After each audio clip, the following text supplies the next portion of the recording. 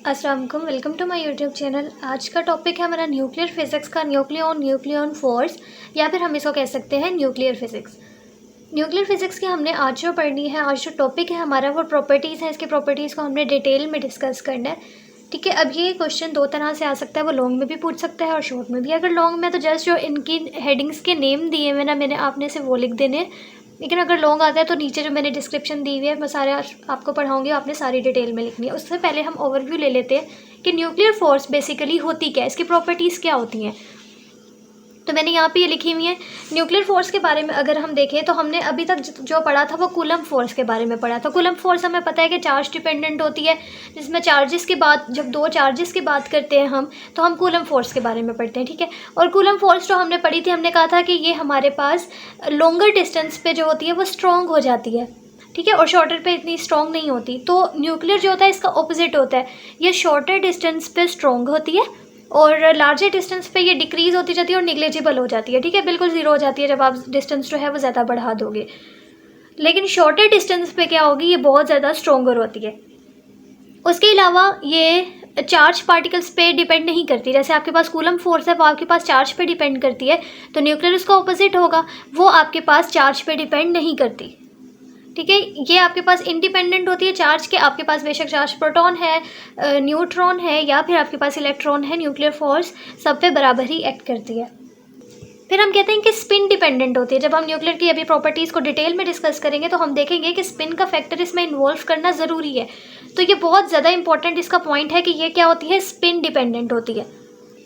अच्छा, अभी हमने जो यहाँ पे बात की कि इंडिपेंडेंट ऑफ चार्ज पार्टिकल्स की ये इंडिपेंडेंट होती है। इट मीन्स कि ये आपके पास, हमने कहा कि प्रोटॉन और न्यूट्रॉन्स पे एक्ट कर रही होती है, फिर इलेक्ट्रॉन्स पीछे रह गए, तो इलेक्ट्रॉन पे एक्ट करती है। उसका कोई एविडेंस अभी तक हमारे पास नहीं है कि क्या ये न्यूक्लियर फोर्स उसके ऊपर एक्ट करती है या नहीं। बस हम कह देते हैं कि हाँ ये उस पर एक्ट करती है, ठीक है, लेकिन हमारे पास कोई इसका सबूत नहीं है कि ये वाकई इलेक्ट्रॉन से भी एक्ट करती है या नहीं, ठीक है। फिर हमने देख लिया कि स्पिन डिपेंडेंट होती है। स्पिन डिपेंडेंट हम इसको डिटेल में देखेंगे आगे जाके, अभी आप लोगों के लिए बहुत ज़रूरी है जानना कि ये स्पिन डिपेंडेंट होती है। फिर उसके बाद है कि it include repulsive term which keeps the nucleons at a certain distance. इस बात का क्या मतलब है, न्यूक्लियॉन्स का क्या मतलब होता है। आपके पास एक न्यूक्लियस होता है, न्यूक्लियस के अंदर आपको पता है प्रोटॉन्स होते हैं और आपके पास क्या होते हैं, न्यूट्रॉन्स। इन प्रोटॉन्स और न्यूट्रॉन्स को कंबाइन क्या बोला जाता है, न्यूक्लियॉन्स बोला जाता है। तो न्यूक्लियॉन्स का क्या मतलब है, एक न्यूक्लियस के अंदर प्रेजेंट प्रोटॉन्स और न्यूट्रॉन्स। ये आपके पास क्या होते हैं, देखो थोड़ा सा सेपरेशन डाला हुआ मैंने, बिल्कुल इसको ऐसे नहीं डाल दिया, एक प्रोटॉन है और एक न्यूट्रॉन है, ठीक है। ये चीज़ क्या होती है, ये कॉम्पैक्ट फॉर्म होती है। कॉम्पैक्ट मतलब कि जुड़े हुए। तो हम देखते हैं कि न्यूक्लियस के अंदर जो न्यूक्लियॉन्स होते हैं वो कॉम्पैक्ट फॉर्म में नहीं होते, उनके दरमियान थोड़ी सी सेपरेशन होती है। बेशक आप इस तरह से बना लो, ठीक है। ये जो होती है थोड़ी सी सेपरेशन इनके दरमियान में होती है। वो सेपरेशन क्या होती है, वो आपके पास एक रिपल्सिव टर्म होती है जो इनको एक थोड़े से डिस्टेंस पे रखती है। इट मीन्स कि ये आपके पास न्यूक्लियॉन्स कॉम्पैक्ट फॉर्म में नहीं होते, ये आप लिख सकते हो यहाँ पे। अब ज़रूरी नहीं है कि दो प्रोटॉन और न्यूट्रॉन के दरमियान, आपके पास इतने सारे प्रोटॉन्स अंदर होते हैं, इतने सारे न्यूट्रॉन्स होते हैं, तो दो न्यूट्रॉन्स के दरमियान भी गैप होगा, ठीक है। सेम इसी तरह दो प्रोटॉन्स के दरमियान भी क्या होगा, गैप होगा, और प्रोटॉन न्यूट्रॉन के दरमियान भी क्या होगा, गैप होगा। वो गैप क्या होता है, वो एक रिपल्सिव टर्म होती है जो इसको रिपेल कर रही होती है ना, इसलिए रिपल्सिव टर्म होती है जो न्यूक्लियॉन्स को बेसिकली थोड़े से डिस्टेंस पे रखती है, उनको बिल्कुल कॉम्पैक्ट फॉर्म में नहीं आने देती। लास्ट पॉइंट ये है कि न्यूक्लियन फोर्स जो होती है वो नॉन सेंट्रल और टेंसर कंपोनेंट होता है। अब चूंकि ये नॉन सेंट्रल है इसीलिए इसका एंगुलर मोमेंटम जो है वो कंजर्व नहीं होगा। अब हमने ये पढ़ा है कि नॉन सेंट्रल क्या होती है। नॉन सेंट्रल वो चीज़ होती है जो आपके पास आर पे डिपेंड ना करती हो, मतलब वो रेडियस पे डिपेंड ना करती हो, ठीक है। नॉन सेंट्रल का क्या मतलब है कि एक कोई भी अगर बॉडी है वो सेंटर में मूव कर रही है तो वो अपना रेडियस चेंज, उसका रेडियस जो है वो डिपेंड नहीं कर रहा कि वो कब कब चेंज होगा, ठीक है, ठीक है। नॉन सेंट्रल का क्या मतलब है, अगर कोई बॉडी सर्कुलर में आपके पास जो भी आपके पास एक पार्टिकल है वो मूव कर रहा है, सेंट्रल पोटेंशियल में मूव कर रहा है, तो इसका मतलब ये है कि उसका पोटेंशियल जो है वो आर पे डिपेंड नहीं कर रहा, ठीक है। अगर वो आर पे डिपेंड कर रहा होता है तो वो सेंट्रल होता है, ठीक है। तो अगर वो सेंट्रल पोटेंशियल में मूव कर रहा है इट मीन्स कि उसका पोटेंशियल आर पे डिपेंड कर रहा है। अगर नॉन सेंट्रल है तो इसका मतलब उसका पोटेंशियल आर पे डिपेंड नहीं कर रहा, ठीक है, आर पे डिपेंड नहीं कर रहा है, यहाँ पे नॉन सेंट्रल है। और जब हमारे पास कोई चीज़ आर पे डिपेंड कर रही हो तो मीन्स सेंट्रल पोटेंशियल होता है। जो सेंट्रल पोटेंशियल जब हमारे पास होता है मतलब उसका पोटेंशियल आपके पास आर पे डिपेंड कर रहा होता है, तो तब आपके पास मोमेंटम जो होता है उसका कंजर्व्ड होता है, उसकी फिक्स्ड वैल्यू होती है एक एंगुलर मोमेंटम की। और वो फिक्स्ड वैल्यू हमने देखी थी कि एल स्क्वेयर जो होती है वो इक्वल होती है H cut square L plus 1, ठीक है। मीन्स कि आपके पास एक एंगुलर मोमेंटम की फिक्स यही वैल्यू आनी है अगर कोई पार्टिकल जो है वो सेंट्रल पोटेंशियल में मूव कर रहा है। लेकिन न्यूक्लियन फोर्स में आपके पास सेंट्रल पोटेंशियल की फिक्स्ड वैल्यू नहीं होती, वो कंजर्व नहीं होता क्योंकि वो नॉन सेंट्रल होता है। अच्छा, जबकि हम कूलम फोर्स के बारे में देखते हैं तो कूलम फोर्स जो होता है वो आपके पास आर पे डिपेंड कर रहा होता है। अगर आर पे डिपेंड कर रहा होता है तो उसका एंगुलर मोमेंटम फिक्स्ड होता है और वो हमारे पास क्या आता है, M V R is equal to N H cut, ठीक है। तो ये बात ही आप लोगों से ये सारा ओवरव्यू हो गया कि बेसिकली न्यूक्लियर फोर्स क्या होती है। अब हम पढ़ते हैं इसकी डिटेल में।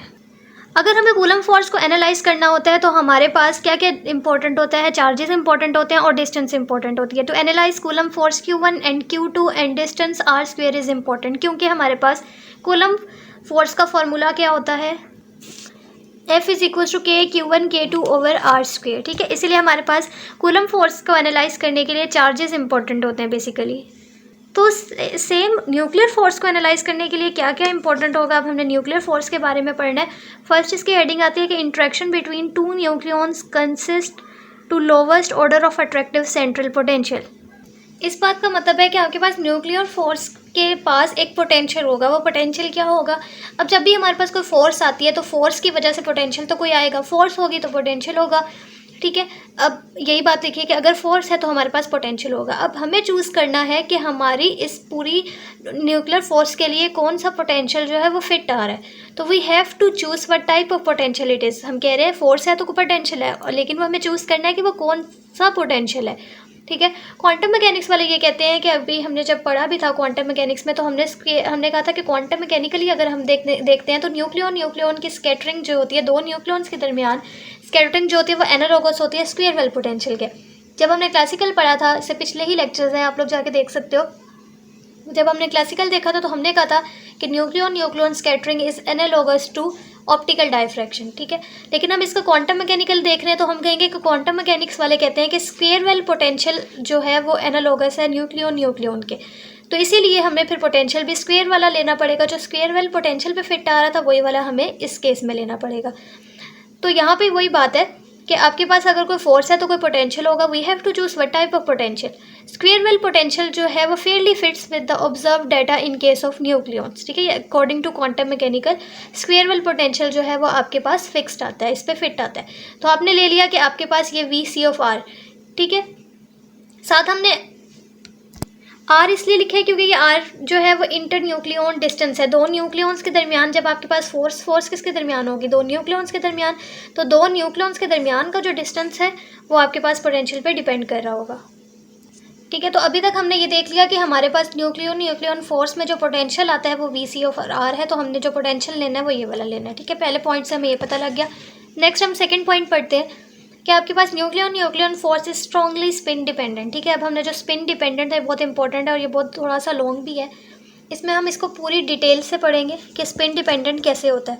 सबसे पहले उसने कह दिया कि न्यूक्लियन फोर्स जो है वो स्पिन डिपेंडेंट तो है, उसकी दो रीजन्स थी, रीज़न 1 और रीज़न 2 मैंने लिखी हुई है यहाँ पे। रीज़न 1 क्या है कि this observation results because of failure to observe singlet bound state of deuteron. हमने अभी तक ये पढ़ा था कि आपके पास जो ड्यूट्रॉन होती है उसकी एक जो होती है स्टेट होती है, ठीक है। ड्यूट्रॉन के बारे में ये मैंने लेक्चर्स कवर नहीं करवाए, मैं जल्द करवा दूंगी। लेकिन अभी तक इतना देखो कि आपके पास आपने पढ़ा है कि ड्यूट्रॉन की एक ही स्टेट होती है, सिंगलेट स्टेट होती है, जो कि आपके पास यहाँ पे एक ही स्टेट होती है, ठीक है।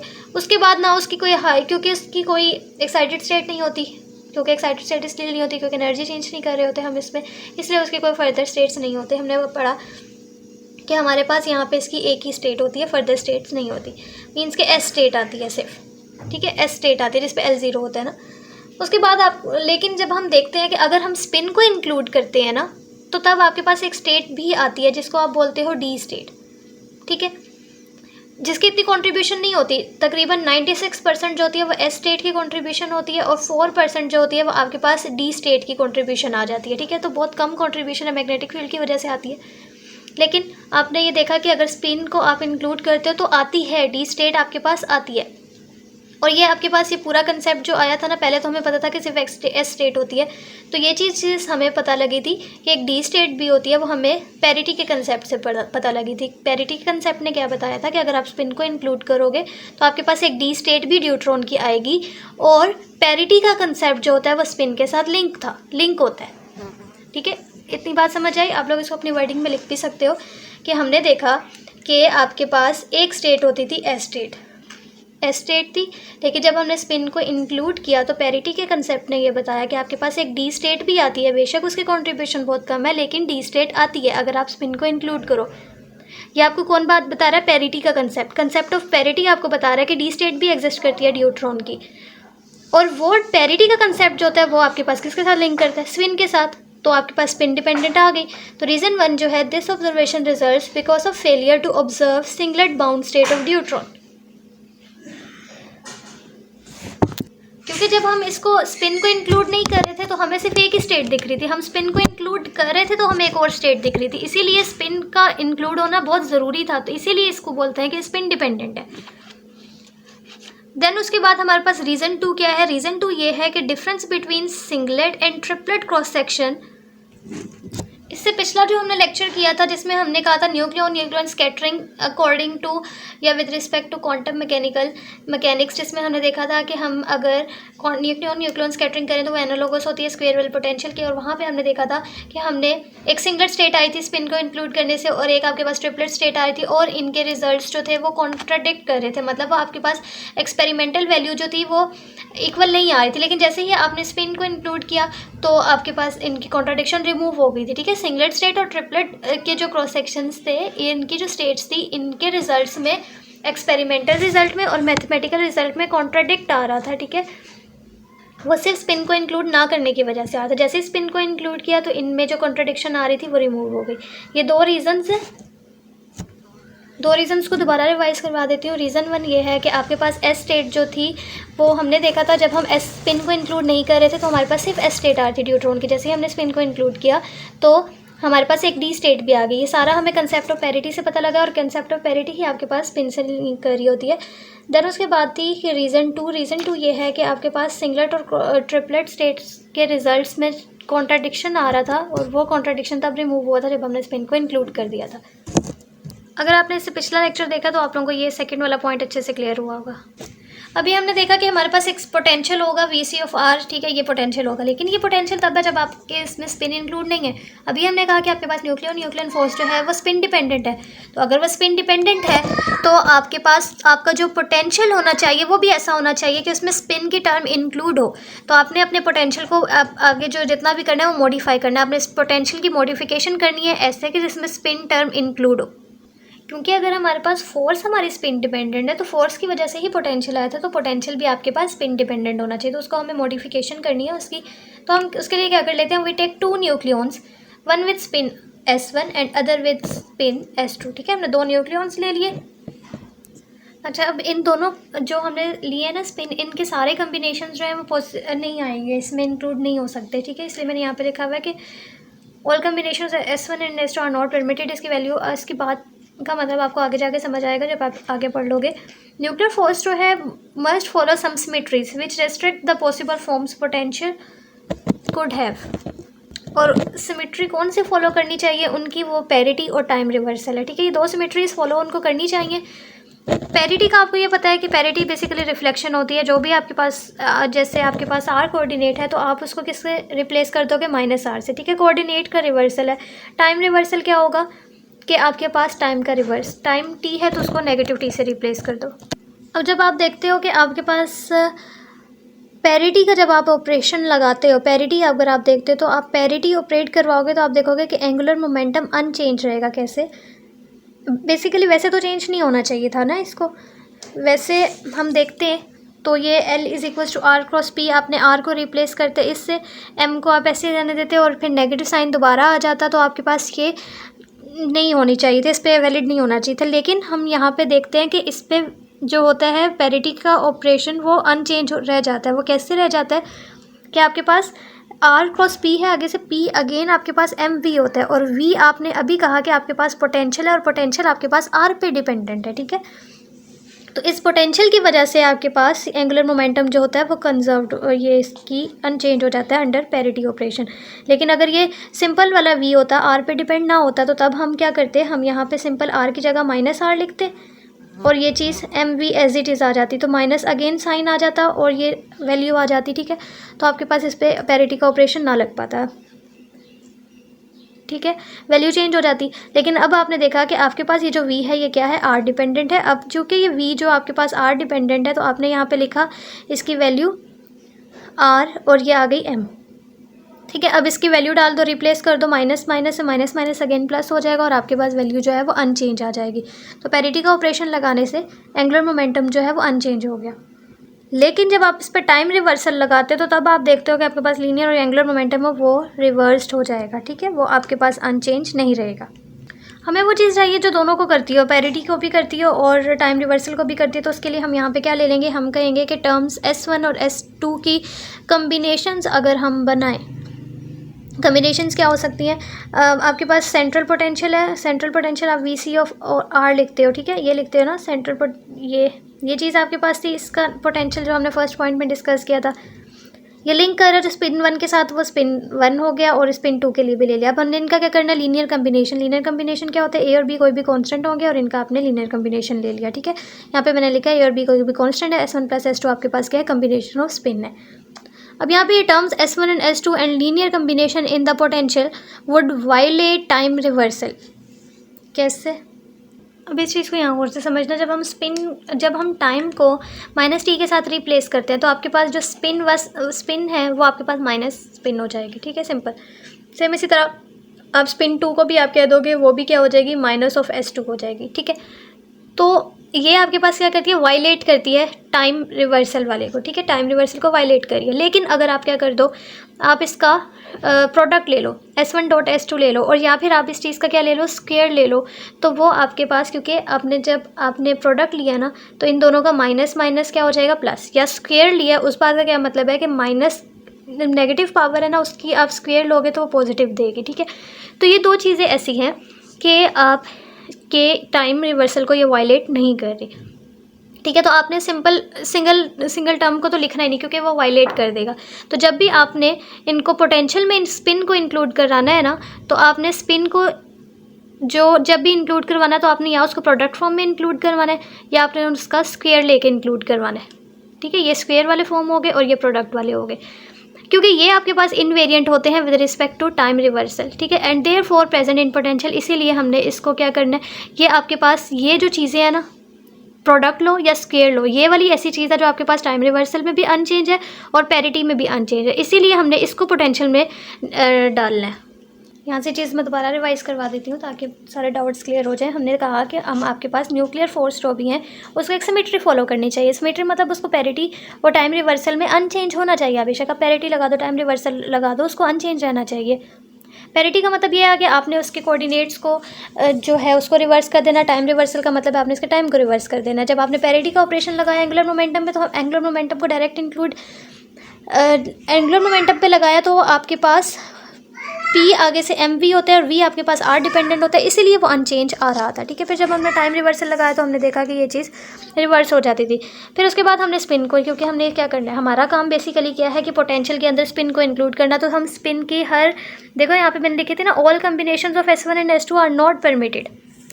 ठीक है, कुछ स्पेसिफिक होंगे वो हमने देखा कि अगर हम इसका लीनियर कम्बिनेशन ले लेते हैं तो लीनियर कम्बिनेशन के बाद हम कहते हैं कि अगर हम सिंपल S1 और S2 टर्म को इंक्लूड करते हैं तो वो आपके पास वायलेट करता है, वो आपके पास टाइम रिवर्सल को फॉलो नहीं करेगा। बेशक वो पैरिटी को करता हो, लेकिन हमें वो चीज़ अपने पोटेंशियल में वो स्पिन का पार्ट इंक्लूड करना है जो कि पैरिटी को भी फुलफिल करता हो और आपके पास टाइम रिवर्सल को भी करता हो। ठीक है, तो आपने यहाँ पे क्या किया, आपने देखा कि आपके पास सिंपल वाली जो S1 और S2 है वो आपके पास नहीं करते, क्योंकि आपके पास t को टाइम -t से रिप्लेस करोगे -S1 देगी।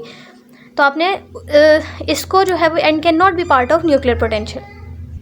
तो हमें अपने पोटेंशियल में कौन सा स्पिन का पार्ट इंक्लूड करना पड़ेगा, फिर हमारा सोल्यूशन निकल के आया कि अगर हम स्पिन का S डॉट प्रोडक्ट कर लें या हम उनका स्क्वायर कर लें, तो ये दो चीज़ें ऐसी हैं कि ये आपके पास पैरिटी को भी फुलफ़िल करेंगी, उसमें भी अनचेंज रहेंगी। वो पैरिटी लगा दो या आप टाइम रिवर्सल लगा दो, उसमें भी अनचेंज रहेंगी, ठीक है। तो ये आपके पास ऐसी चीज़ है जिसको आपने अपने पोटेंशियल में इंक्लूड करना है। सिंपल S1 और S2 को आपने इंक्लूड नहीं करना, क्योंकि वो आपके पास टाइम रिवर्सल में अनचेंज नहीं आ रहा था, ठीक है। ओके, दूसरी बात क्या है कि जब आप न्यूक्लियर फोर्स के बारे कूलम फोर्स के बारे में पढ़ते हो तो आपके पास वहाँ पे 2 चार्जेस की ज़रूरत होती है। तो S1 और S2 ज़्यादा प्रेफरेबल इसलिए है क्योंकि इसमें आपके पास क्या है, 2 स्पिन्स आ जाती हैं। जैसे आपके पास कूलम फोर्स में 2 चार्जेस इंपॉर्टेंट होते थे ना, F is equal to K Q1 Q2 होता था ना, तो आप यहाँ पे क्या लिखते हो, as for Coulomb force we need 2 charges, similarly for nucleon force we need 2 nucleons. तो ठीक है, और ये आपके पास क्या है, ऐसी टर्म है जिसमें आपके पास दोनों न्यूक्लियंस की स्पिन आ गई है, तो ये ज़्यादा आपके पास प्रेफरेबल होता है। अच्छा, यहाँ पे अक्सर क्वेश्चन आ जाता है कि what will be the combination of S1 and S2 in the singlet और ट्रिपलेट स्टेट। अभी आपने देखा कि आपके पास कम्बिनेशंस जो है S1 और S2 के, आपने पोटेंशियल में अपने कौन से इंक्लूड करने हैं। अभी तक हमने 2 पॉइंट अपने पढ़े हैं और दोनों को क्लियर कर लो। पहले पॉइंट पे हमने ये पढ़ा कि हमारे पास एक पोटेंशियल होता है। अगर हमारे पास न्यूक्लियन फोर्स जो है वो एक फोर्स है, तो अगर वो एक फोर्स है तो उस फोर्स के लिए कोई पोटेंशियल होना चाहिए, और वो पोटेंशियल न्यूक्लियन फोर्स के लिए क्या होता है, VC/R। सेकेंड पॉइंट पे हमने कहा कि हमारे पास न्यूक्लियन फोर्स एक स्पिन डिपेंडेंट फोर्स है। अगर वो स्पिन डिपेंडेंट फोर्स है, तो अगर एक फोर्स ही स्पिन डिपेंडेंट है तो उस फोर्स की वजह से आने वाला पोटेंशियल भी आपके पास क्या होना चाहिए, स्पिन डिपेंडेंट होना चाहिए। इट मीन्स कि हमें स्पिन को इंक्लूड करना पड़ेगा। अब आपने स्पिन को इंक्लूड किया, स्पिन के हर कम्बिनेशन नहीं आ सकते थे। कौन से कम्बिनेशन आ सकते थे, कौन सी पॉसिबल है कि उनके कम्बिनेशन आए, वो ये हैं कि वो आपके पास पैरिटी को और टाइम रिवर्सल के आप जब ऑपरेशंस उनके ऊपर लगाओ तो वो उसमें अनचेंज रहे। तो हमने यहाँ पे देखा कि अगर हम S1 और S2 का स्क्वायर ले लें, उनका डॉट प्रोडक्ट ले लें, तो तब हमारे पास सिर्फ ये दोनों चीज़ों को फिल करता है, पैरिटी को भी और टाइम रिवर्सल को भी, और सिर्फ हम इस पार्ट को क्या कर सकते हैं, पोटेंशियल में इंक्लूड कर सकते हैं। अब वो कह रहे हैं कि अगर आपके पास यही स्पिन जो थी S1 और S2, इनके क्या कम्बिनेशन आप लोगे। अगर मैं ट्रिपलेट स्टेट के लिए पूछूँ और आपके पास एक सिंगलेट स्टेट के लिए पूछूँ, तो हमें पता है कि टोटल स्पिन हमने 2 ली हुई है, S1 + S2, तो हमने इसको टोटल कर दिया कि टोटल स्पिन आपके पास इक्वल होगी S1 + S2, ठीक है। आपने इनका क्या ले लेना, डॉट प्रोडक्ट ले लेना। डॉट प्रोडक्ट ले लिया तो डॉट प्रोडक्ट कैसे होगा, S को S से ले लेंगे और इसी का इसके साथ डॉट प्रोडक्ट ले लिया, ठीक है। ये चीज़ हो जाएगी S², इसको इससे मल्टीप्लाई करोगे S1², फिर S1 को S2 के साथ, तो S1 S2 हो गया, फिर S2 को S1 के साथ और फिर S2 को S2 के साथ, ठीक है। ये चीज़ें आपको पता है कैसे हो जाएंगी, ये दोनों ऐड हो जाएंगी। देन आपके पास यहाँ पे क्या आ जाएगा। अच्छा, अब यहाँ पे आपने क्या कर दिया, इसकी वैल्यू निकालनी है, ठीक है। S1 और S2 की वैल्यू चाहिए ना हमें, हमने यहाँ पे S1 और S2 लिख दिया। ये सारी चीज़ें दूसरी तरफ चली जाएंगी। ये आपके पास 2 जो यहाँ मल्टीप्लाई हो रहा है, यहाँ पे आके डिवाइड हो जाएगा। ओके, क्वांटम मैकेनिक्स में हमने क्या पढ़ा है कि आपके पास एवरेज वैल्यू होती है, तो बेसिकली हम सिंपल इसको क्या कर देंगे कि एवरेज के साथ एवरेज साइन लगा देंगे, क्योंकि हम क्वांटम मैकेनिक पढ़े, हमने यहाँ पे इसका एक एवरेज साइन लगा दिया।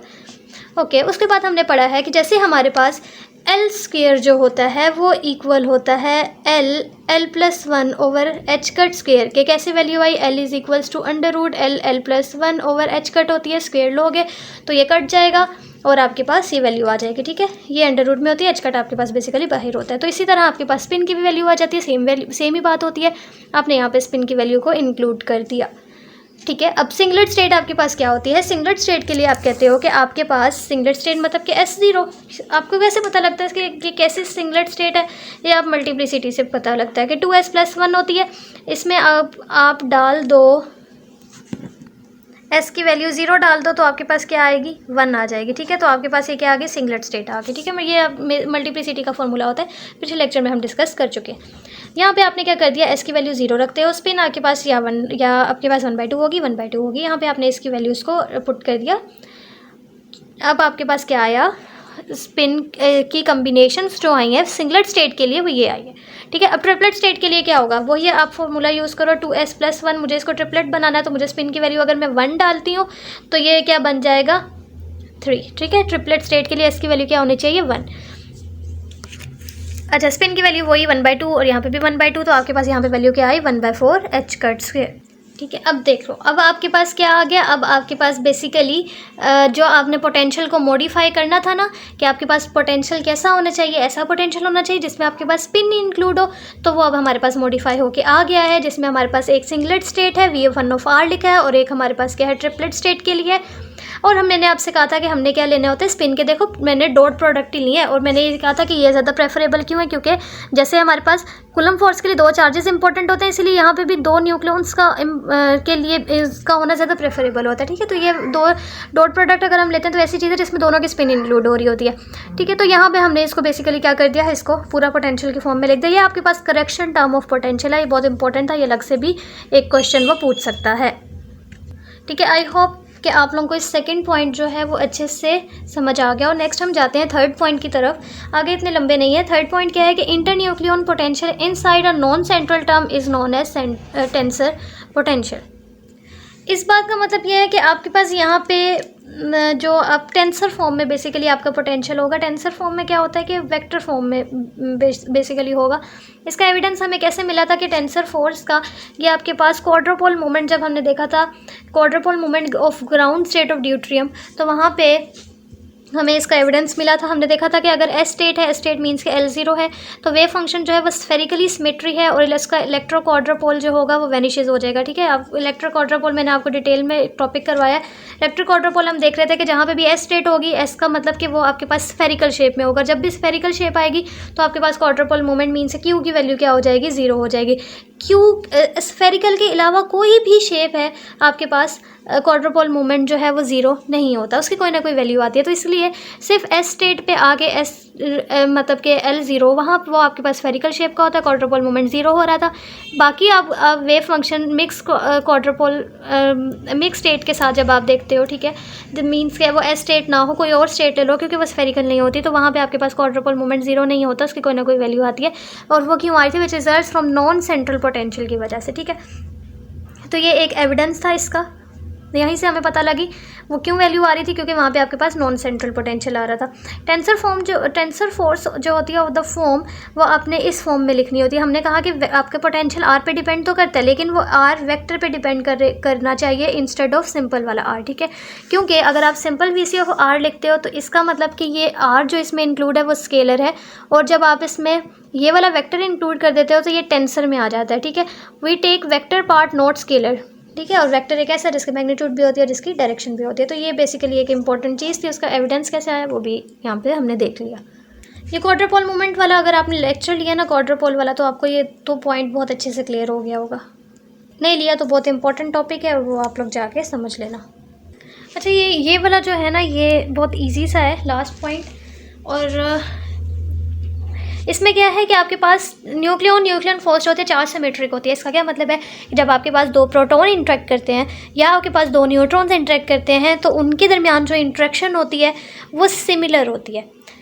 लेकिन वो सिमिलर नहीं हो सकती, वो सिमिलर सिर्फ तब होगी जब आप उनमें से एक टर्म जो है उसको रिमूव कर दो। क्योंकि जब आपके पास, ठीक है, तो इसको देखते हैं लेकिन सबसे पहले हम समझ लेते हैं। जब आपके पास 2 प्रोटॉन्स इंटरेक्ट करते हैं ना, तो ओनली न्यूक्लियर फोर्स कहाँ गया, when 2 protons interact both are present. ठीक है, मतलब आपके पास कूलम्ब फोर्स भी होगी और आपके पास न्यूक्लियर फोर्स भी होगी। ठीक है, जब भी 2 प्रोटॉन्स इंटरेक्ट करेंगे तो आपके पास कूलम्ब फोर्स ऑफ एक तो रिपल्जन होगी 2 प्रोटॉन्स के दरमियान, और एक तो न्यूक्लियर फोर्स तो होनी है, क्योंकि प्रोटॉन इज न्यूक्लियन और वो न्यूक्लियस के अंदर होता है, इसलिए उसके ऊपर न्यूक्लियर फोर्स तो लगेगी, साथ उसके पास क्या आ जाती है, एक कूलम्ब फोर्स भी होती है। और जब 2 न्यूट्रॉन्स इंटरेक्ट करते हैं तो उसमें सिर्फ और सिर्फ एक न्यूक्लियर फोर्स इन्वॉल्व होती है। तो इनकी इंटरेक्शन सेम हो सकती है ना, अगर हम इस कूलम्ब फोर्स को बीच में से रिमूव करवा दें। ठीक है, तो इसी चीज़ को आप बोलते हो करेक्शन करना। ठीक है, तो अब यहाँ पे ये बात अब समझो कि this mean that the proton interaction is identical to neutron interaction after correcting the Coulomb force in proton interaction. ठीक है, अब when Coulomb force remove then force between 2 protons and neutrons are similar, क्योंकि दोनों पे फिर हमारे पास सिर्फ nuclear force ही रह जाएगी। अच्छा, उसके बाद ये कुछ एक्सपेरिमेंटल सारी कैलकुलेशंस है और ये आपको एज इट इज़ याद करनी पड़ेंगी, इसकी कोई इस तरह से एक्सप्लेनेशन नहीं है। Evidence in support of this come from equality of, हमने प्रोटॉन और न्यूट्रॉन की इक्वलिटी देख रहे हैं ना कि ये दोनों सिमिलर आती हैं, तो वो हमारे पास जो एविडेंस है उसका ये है कि स्कैटरिंग लेंथ्स आप देख लेते हो कि इनकी स्कैटर होने के बाद लेंथ कितनी आती है। तो after applying correction term in proton interaction, उसके पैरामीटर्स ये आए हैं ठीक है, ये इसकी लेंथ हो गई, इसका रेडियस हो गया, ये आपने याद कर लेना। दे आर गुड एग्रीमेंट और न्यूट्रॉन न्यूट्रॉन के इंट्रैक्शंस के ये आए हैं। तो ये दोनों इक्वेशंस ये शो करवा रही हैं कि आपके पास जो ये न्यूक्लियर न्यूक्लियन फोर्स और चार्ज सिमेट्री को फॉलो करता है। ठीक है, तो तकरीबन इनके रिजल्ट्स जो हैं वो सिमिलर ही हैं। और ये तब आया जब आपने प्रोटॉन प्रोटॉन में से करेक्शन टर्म जो है कूलम फोर्स की वो कर लिया। करेक्शन टर्म मतलब कि आपने कूलम फोर्स को रिमूव करवा दिया, पीछे इनकी फोर्सेस जो है वो इक्वल आ जाती है, और उनकी हमने यहाँ पे एक्सपेरिमेंटल भी देख लिया। फिर फिफ्थ पॉइंट है कि हमने कहा कि न्यूक्लियर न्यूक्लियन फोर्स जो होती है वो चार्ज इंडिपेंडेंट भी होती है। इसका क्या मतलब है कि आपके पास चार्जेस क्या होंगे, आपके पास चार्जेस यही हो सकते हैं ना, एक न्यूक्लियस के अंदर ही न्यूक्लियर फोर्स होती है सॉरी, तो वो आपके पास उसके अंदर एक प्रोटॉन हो सकता है, या उसके पास अंदर के पास एक न्यूट्रॉन हो सकता है। तो आपके पास कॉम्बिनेशंस क्या बनते हैं, या आपके पास क्या बनता है न्यूट्रॉन न्यूट्रॉन के आपस में, या प्रोटॉन प्रोटॉन या प्रोटॉन न्यूट्रॉन। ठीक है, या न्यूट्रॉन प्रोटॉन भी बन सकता है। तो ये आपके पास 3 न्यूक्लियर फोर्सेस हैं, ये आइडेंटिकल आफ्टर करेक्टिंग। ठीक, अब इसमें क्या होता है, अभी हमने पढ़ा कि आपके पास अगर 2 न्यूक्लियन से इंटरेक्ट करते हैं तो सिर्फ न्यूक्लियर फोर्स होगी, और अगर आपके पास 2 प्रोटॉन से इंटरेक्ट करते हैं आपस में तो coulomb force plus nuclear force दोनों होंगी, और अगर आपके पास प्रोटॉन और न्यूट्रॉन करते हैं तो उसमें सिर्फ न्यूक्लियर फोर्स होगी। ये तीनों जो होते हैं वो इक्वल फोर्सेस आ सकती हैं ना जब हम करेक्शन कर लें, मतलब कि हम इसमें से कूलम फोर्स को रिमूव करवा दें तो ये तीनों जो होंगे वो इक्वल आ जाएंगे, तो हम कहते हैं कि ये आपके पास चार्ज इंडिपेंडेंट होती है। उसके बाद है सेकंड लास्ट पॉइंट कि nucleon nucleon interaction become repulsive at short distance. जब आप शॉर्ट डिस्टेंस पे देखते हो तो आपके पास न्यूक्लियर फोर्स जो है वो एज अ बाइंडिंग काम करता है, मीन से 2 न्यूक्लियंस को वो आपस में जोड़ के रखता है। ठीक है, this conclusion follows from qualitative consideration of nuclear density as we add more nucleons the nucleus grows in such a way that its central density remains constant and adding something is keeping the nucleus from crowding too closely together। इसका क्या मतलब है, अगर आप यहाँ पे देखो as we add more nucleons, जब हम number of nucleons को एक न्यूक्लियस के अंदर आप number of nucleons ज़्यादा कर दोगे तो क्या होगा, मतलब एक न्यूक्लियस के अंदर प्रोटॉन्स और न्यूट्रॉन्स की तादाद होती है ना, इन्हीं को आप क्या बोलते हो, न्यूक्लियंस बोलते हो, और आप क्या कर रहे हो, इनमें और न्यूक्लियंस जो है वो ऐड कर रहे हो, तो क्या होगा इसको ऐड करने से। ठीक है, इसमें ए नंबर बढ़ जाएगा, ए मतलब इनकी तादाद बढ़ जाएगी, इसका वॉल्यूम इंक्रीज़ हो जाएगा। ठीक है, अगर वॉल्यूम इंक्रीज़ कर रहा है तो न्यूक्लियन की डेंसिटी बढ़ जाएगी। ठीक है, मैं सेंट्रल डेंसिटी की बात नहीं कर रही, न्यूक्लियन की डेंसिटी। ठीक है, न्यूक्लियन की डेंसिटी क्या हो जाएगी, वो बढ़ जाएगी क्योंकि इसका साइज़ बेसिकली इंक्रीज़ कर रहा है, लेकिन जो सेंट्रल डेंसिटी होगी वो कॉन्स्टेंट रहेगी। ठीक है, अब उसकी हर चीज़ देखो, अगर आपके पास इस चीज़ को मैं ठीक है, अब आपके पास डेंसिटी, न्यूक्लियस की तो डेंसिटी बढ़ेगी ना, न्यूक्लियस की डेंसिटी क्या होती है, मैस ओवर वॉल्यूम। मैस आपके पास बढ़ेगा क्योंकि मैस आपके पास किस पे डिपेंड कर रहा होता है, ए एंड जेड। ठीक है, एटॉमिक नंबर पे और इस पे कर रहा होता है, सॉरी एटॉमिक नंबर पे और इस पे कर रहा होता है। ठीक है, तो आप ये कहते हो कि अगर आपके पास ये चीज़ें बढ़ रही हैं, ए बढ़ रहा है, एक नंबर बढ़ रहा है, तो आपके पास मैस भी तो बढ़ रहा है, तो उसके बाद न्यूक्लियस की डेंसिटी भी तो बढ़ेगी, तो न्यूक्लियस की डेंसिटी बढ़ती है। ठीक है, उसका वॉल्यूम वगैरह सब कुछ बढ़ रहा होता है अगर आप न्यूक्लियन से ऐड करो, लेकिन उसकी सेंट्रल डेंसिटी कॉन्स्टेंट रहती है क्योंकि वो आपके पास जितने भी आप उसमें ऐड करते जाओ ना, वो उनको आगे फर्दर वो यूनिफॉर्मली डिस्ट्रीब्यूट करता रहता है। ठीक है, हर एक पे इक्वली डिस्ट्रीब्यूट करता रहता है, उसको क्राउड नहीं करवाता। ठीक है, इसका मतलब कि वो उनमें एक रिपल्सिव फोर्स भी आती है जो उनको ऐसे क्राउडेड होने नहीं देती, उनको एक सिमेट्रिकली डिस्ट्रीब्यूट करता रहता है। ठीक है, इनमें एक ऐसे फासला बरकरार रखता है और उनको ऐसे सिमेट्रिकली क्या करता रहता है, डिस्ट्रीब्यूट, सॉरी नज़र नहीं आता, सिमेट्रिकली उनको डिस्ट्रीब्यूट करता रहता है। ठीक है, इनके दरमियान थोड़ी सा फासला भी रहता है कि वो उनको बिल्कुल भी ऐसे कॉम्पैक्ट फॉर्म में नहीं बनाने देता, उनको बिल्कुल रिपल्सिव एक थोड़ी टर्म होती है। तो आपके पास बाइंडिंग फोर्स के अलावा शॉर्ट डिस्टेंस पे बेशक वो इनको जोड़ के रखते हैं, लेकिन वो बिल्कुल ऐसे इनको ऐसे नहीं जोड़ देता। ठीक है, कि वो ऐसे बन जाए, तो वो उनको एक स्फेरिकली सिमेट्रिक डिस्ट्रीब्यूशन में उनको क्या करता रहता है, सिमेट्रिकली उनको डिस्ट्रीब्यूट करता है, यूनिफॉर्म सिमेट्रिकली डिस्ट्रीब्यूट करता है, और क्या करता है, उनको उनके दरमियान, इसका मतलब एक न्यूक्लियर फोर्स के बाइंडिंग फोर्स के अलावा एक रिपल्सिव फोर्स भी होती है जो उनको एक थोड़ा डिस्टेंस पर रखती है, उनको क्राउडिंग होने नहीं देती। ठीक है, तो इस बात का मतलब ये है कि एक रिपल्सिव आपके पास फोर्स भी होती है अदर देन बाइंडिंग फोर्स। उसके बाद है लास्ट पॉइंट, सेवन पॉइंट क्या है कि न्यूक्लियन इंट्रैक्शन में also depend on relative velocity और मोमेंटम ऑफ न्यूक्लियंस। ये बड़ा इंपॉर्टेंट पॉइंट है कि आपके पास ये फोर्स से डिपेंड कर रही होती है ऐसी वेलोसिटी पे जो रिलेटिव वेलोसिटी हो, ठीक है, रिलेटिव वेलोसिटी और मोमेंटम ऑफ न्यूक्लियॉन्स। और रिलेटिव वेलोसिटी कब आती है? जब आपके पास दो फ्रेम्स आ जाते हैं ना, एक मूविंग हो और एक रेस्ट पे हो, तो तब हमारे पास चीज़ें रिलेटिव में आ जाती है ना, तो इस तरह से ये रिलेटिव वेलोसिटी पे डिपेंड करता है, ठीक है। यहाँ पे हमारे पास न्यूक्लियॉन्स की बात हो रही है। इट मीन्स के दो बॉडीज़, मैंने कहा कि अगर वो मोशन में है तो इसका मतलब प्रोटॉन और न्यूट्रॉन्स जो हैं वो दोनों जो है वो स्टैटिक फॉर्म में नहीं है, ठीक है, वो स्टैटिक फॉर्म में नहीं होते, वो मूवमेंट में होते हैं। तो so there is relative velocity present in between them, ठीक है। जो पॉइंट मैंने बोला है इसको आप लोग लिख लीजिएगा। उसके बाद अगर हमने कह दिया कि हमारे पास ये फोर्स जो है वो रिलेटिव वेलोसिटी पे डिपेंड करती है, तो उसके लिए आप फिर आपको एक स्केलर पोटेंशियल से आप उसको रिप्रेजेंट नहीं कर सकते। जो आपने पोटेंशियल निकाला था आपको उसको अब दोबारा क्या करना पड़ेगा, मॉडिफाई करना पड़ेगा, ठीक है। इसलिए क्योंकि अब आपके पास फोर्स जो डिपेंड कर रही हो वेलोसिटी पे और मोमेंटम में can not be represented by scalar potential, but we can include these forces in a reasonable manner by introducing term linear in p and quadratic in p with each term including v of r. इस बात का मतलब भी समझ आ जाएगा। अब अभी आपने कहा कि आपके पास जो भी पोटेंशियल होना चाहिए उसको क्या करना चाहिए, उसको ये दो ऑपरेशंस में जब उसके ऊपर लगाऊं तो वो इसको, जैसे अभी हमने सेकंड पॉइंट पे देखा था ना कि टाइम रिवर्सल को करना चाहिए था और पैरिटी को, सेम वही चीज़ें हैं कि अंडर पैरिटी ऑपरेशन और टाइम रिवर्सल हम लगाएंगे। अगर मैं पैरिटी लगाऊंगी तो मोमेंटम को मैं माइनस, क्योंकि इसमें मोमेंटम का टर्म है ना मोमेंटम, तो उसको माइनस पी के साथ हो जाना चाहिए, रिप्लेस कर दूंगी। और टाइम रिवर्सल में क्या होगा कि मोमेंटम में एम वी होता है, एम वी आ गया, आप रिप्लेस करोगे एस बाई टी। इस टी को आपने बेसिकली क्या करना है, माइनस टी से रिप्लेस करना है। तो आप यहाँ पे देखोगे कि कैसे आएगा। So term that is simple linear in P is unacceptable. तो अगर आप यहाँ पे देखो कि जो मोमेंट, अगर आपके पास मोमेंटम की अगर आप टर्म देखते हो तो अगर वो लीनियर है तो वो आप अनएक्सेप्टेबल है, क्योंकि वो वायलेट कर रही है पैरिटी और टाइम रिवर्सल दोनों के ऑपरेशंस को, ठीक है। यहाँ पे मैंने लेके भी देखा है कि यहाँ पे आपके पास अगर आपने माइनस पी डाला है तो एम वी है, वी को आप रिप्लेस कर दो, माइनस वी आ जाएगा, तो ये अनचेंज हो, ठीक है, ये तो चेंज हो गया ना, अनचेंज तो नहीं रहा। फिर p is equal to m v, यहाँ पर भी ये चीज़ क्या आ जाएगी, यहाँ पे आप माइनस टी डालोगे, अगेन वी की वैल्यू डालोगे तो माइनस वी ही आ जाएगा, ठीक है।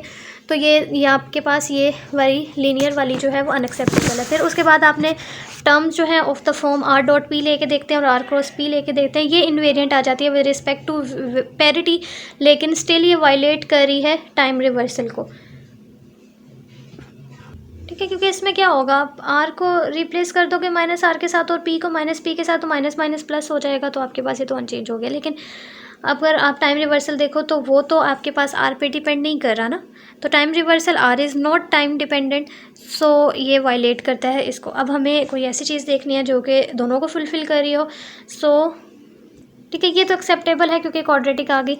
उसके बाद so possible structure for this term that is first order in p and invariant with respect to both parity and time reversal. अब हमें लीनियर तो लेनी नहीं, क्वाड्रेटिक लेनी है, तो हमें एक ऐसी लेनी पड़ेगी। आर क्रॉस पी को तो मैंने देख लिया कि वो तो कर रही है इसको, ठीक है, लेकिन टाइम रिवर्सल को भी फुलफ़िल करवाने के लिए मुझे इसके साथ क्या करना पड़ेगा, स्पिन को ऐसे मैंने इंक्लूड करवा दिया, ठीक है। पोटेंशियल है, ये चीज़ मैंने देख ली क्योंकि पैरिटी को वायलेट नहीं कर रही थी, ठीक है, एक्सेप्टेबल थी और साथ में क्वाड्रेटिक भी थी, तो मैंने यहाँ पे लिख दिया और ये हमारे पास साथ में मैंने स्पिन को इंक्लूड कर दिया। ये पूरी टर्म जो है ये आपके पास एक ऐसी है जो आपके पास पैरिटी को भी और टाइम रिवर्सल दोनों को फुलफ़िल कर रही है। ऐसा आपके पास क्या है, दोनों स्पिन का कम्बिनेशंस है। और ये आपके पास क्या है, एंगुलर मोमेंटम होता है ना, l is equal to r cross p, तो ये आपके पास रिलेटिव एंगुलर मोमेंटम है। And therefore this term is known as spin orbit in term, क्योंकि ये आपके पास ऑर्बिट है और ये आपके पास स्पिन है, तो आप इसको मिला के क्या बोलते हैं, स्पिन ऑर्बिट टर्म। और इसको लिखते कैसे हो, स्पिन ऑर्बिट पोटेंशियल, ठीक है। ये आपके पास अब ये पोटेंशियल आपके पास वैलिड है। इससे हायर टर्म्स भी हम इंक्लूड कर सकते थे, क्योंकि हमने कहा कि हम क्वाड्रेटिक में फर्स्ट टर्म सेकंड टर्म वो भी कर सकते थे, लेकिन हमने वो क्यों नहीं किया, क्योंकि ये आपके पास दोनों को फुलफ़िल करी थी, पैरिटी को भी और टाइम रिवर्सल दोनों की सिमेट्रीज को स्पेसिफाई कर रही थी, ठीक है। अगर आप नंबर ऑफ़ न्यूक्लियॉन्स पढ़ाओगे तो स्पिन भी ऑब्वियसली बढ़ जाएगी। अब आपके पास ये पोटेंशियल जो है ना, ये मेन अब आपके पास पोटेंशियल निकल के आया और आप इसको बोलते हो स्पिन ऑर्बिट टर्म। तो आई होप कि आपके पूरे 7 पॉइंट्स जो हैं वो क्लियर हो गए होंगे। ये बहुत इंपॉर्टेंट क्वेश्चन है, इसको आपने एज इट इज़ ऐसे ही करना है।